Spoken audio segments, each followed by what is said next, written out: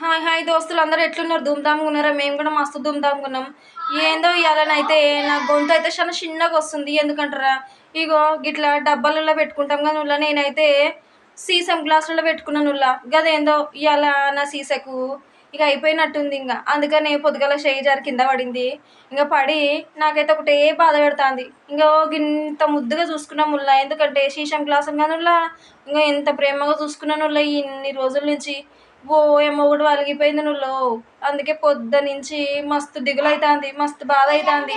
ఇన్ని రోజుల నుంచి మంచిగా చూసుకుంటా కాపాడుకుంటూ వచ్చినా ఇంక సీసం గిలాసులను. ఇప్పుడైతే ఒకటి పలిగిపోతే మస్తు బాధ అవుతుంది నువ్వుల.